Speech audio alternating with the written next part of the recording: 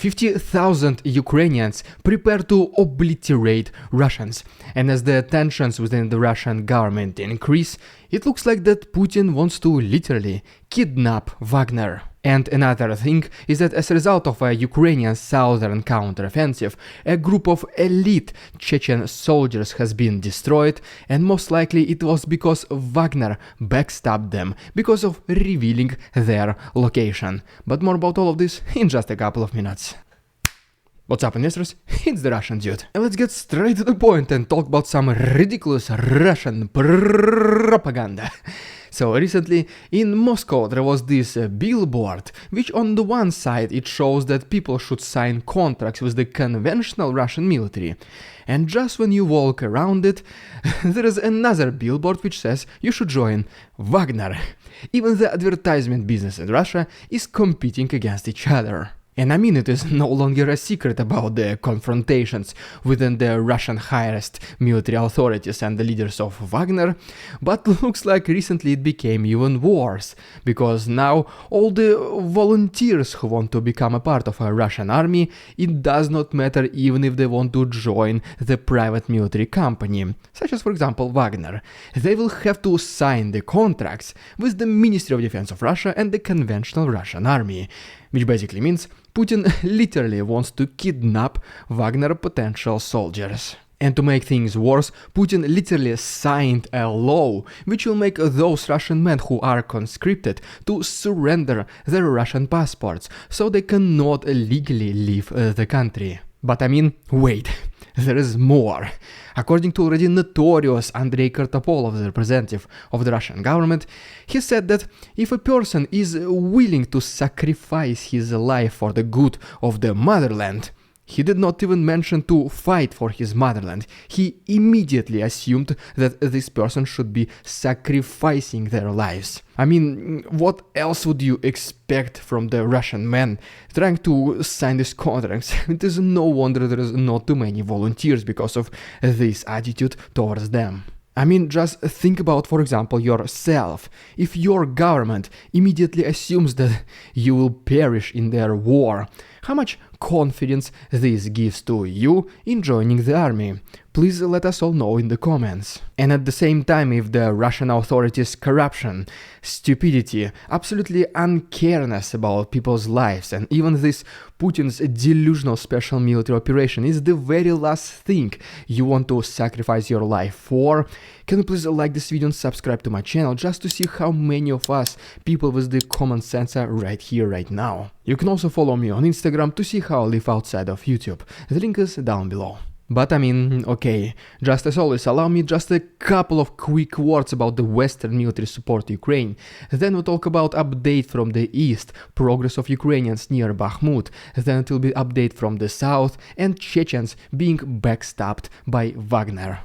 And first of all, Germany wants to include amphibious armored vehicles called bandwagon in their next military support package to Ukraine, which will be extremely important for Ukrainians whenever they will attempt to cross Dnipro River. And then, according to the government representatives of Denmark, this country is willing to start training Ukrainian pilots how to use F-16 planes. And by the way, about the planes, NATO is also considering to at least open the negotiations to train Ukrainian pilots, which in the future will open the window to send these fighter jets to Ukraine. And speaking about NATO, according to the Secretary General Jens Stoltenberg, he said that during the next summit, the alliance will give a clear sign about Ukraine potentially joining the alliance. So it will be extremely interesting event. Just so hold on for this a little bit longer.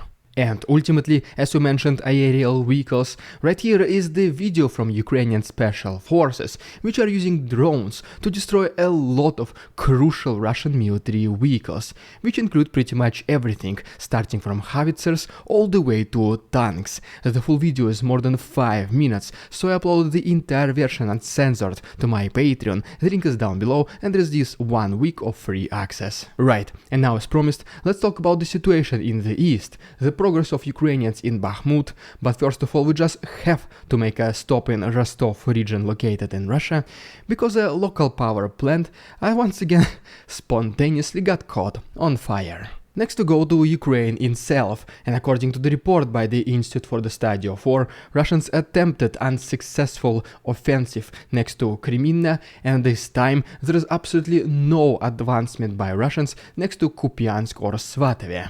And if we go a little bit to the south, Ukrainians continue to push along northern and southern flanks in Bakhmut, and they are having relative success. And as we deviate a little bit to the west, to the city of Kramatorsk, unfortunately as a result of yet another Russian attack, a residential area has been severely damaged, and unfortunately there are casualties. Going back to Bakhmut, according to some Ukrainian military representatives, such as for example Anna Malyar, Ukrainians were able to advance approximately 2.6 kilometers closer towards Klishivka, then on average 500 meters closer to the north of Bakhmut, and at the same time the losses of Ukrainians against the Russians are approximately 1 Ukrainian soldier for 8.7 Russians fighting and trying to liberate the city. And ultimately, right here is yet another first-person view combat action of Ukrainian soldiers advancing closer to Bakhmut, and you will be able to see that they're quite successful.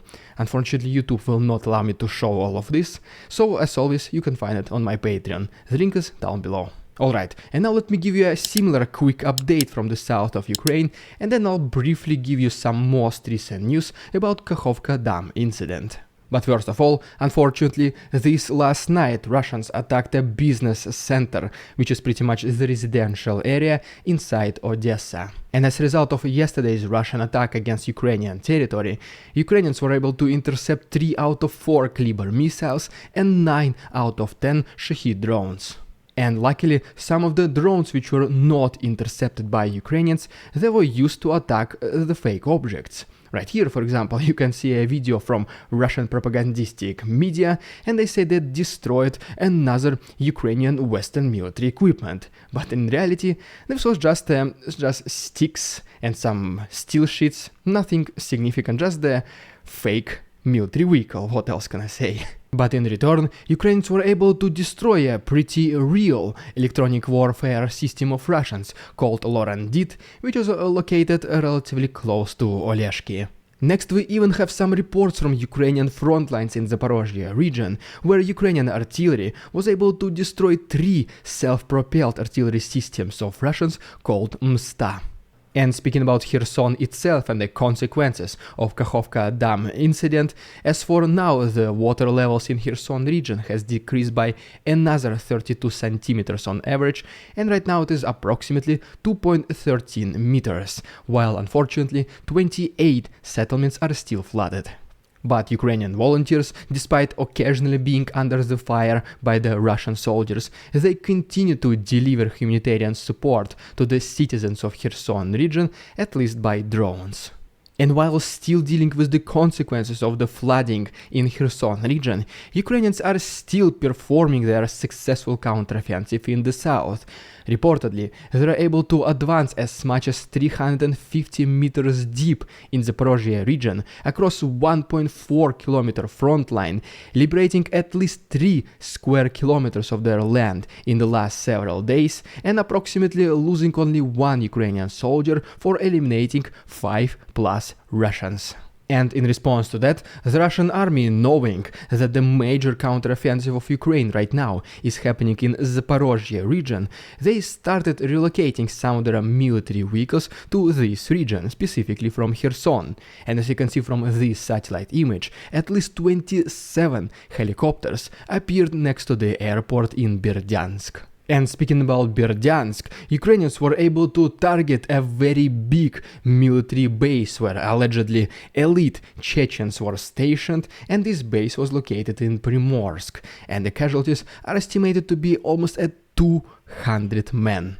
And some of these Chechens most likely were also relocated from the east, because previously, even confirmed by this British intelligence report, these Chechens were completely unsuccessful. I mean, let's call things by their names. They failed miserably at capturing Marivka town in Donetsk region. And later on, I don't know, it was either their punishment or maybe just a tactical relocation. They moved to this town of Primorsk, next to Berdyansk, which, unfortunately for them, the destiny still found them it has been destroyed. There were even some rumors that the right hand of Kadyrov himself, Adam Delimkhanov, has been eliminated as a result of this attack, but later on it was confirmed that he has suffered some injuries, but he is still alive. But what is even more intriguing is that one of the Russian military commanders, which has been previously captured by Wagner, he revealed that most likely the position of these exact Chechens was revealed by Wagner soldiers. Pretty much they backstabbed Chechens by revealing their positions and helping Ukrainians to eliminate them, which only once again confirms the contradictions between Wagner and everyone else military related inside Russia. As for now, there are no yet official comments by the leader of Wagner, Yevgeny Prigozhin, but he did make several statements. What he mentioned is that since the beginning of Ukrainian counteroffensive, they were able to liberate more than 100 square kilometers of their own land, and that Ukrainians, they are losing some of their military vehicles, such Leopards and Bradleys, but these are normal, within normal range losses for this level and scale of counteroffensive. So Russians should not celebrate destroying just a couple of Leopards, they should prepare for something that's coming even worse. Such as, for example, according to some Ukrainian sources within the government, at least 10 plus brigades of Ukrainian soldiers, and each brigade can be up to 5,000 people. So we are talking about 50,000 plus Ukrainians who are waiting in southern locations, just waiting for the order to assist their comrades in ongoing counteroffensive, accelerate it, and take back even more of their own land. We are in the very first stages of Ukrainian massive counteroffensive, which will most likely result in very big territories in the south being liberated. And if you don't want to miss the exact moment when this offensive accelerates, can you please subscribe to my channel? It only takes one click. The absolutely best way to support my work is through my Patreon. You can also become my channel member or just use a PayPal link. Everything can be found to the right and down below. And also, please be very careful, because there are some scammers in the comment sections pretending to be me and asking to talk to you personally on Telegram. Guys, this is not me. So thank you so much and see you tomorrow.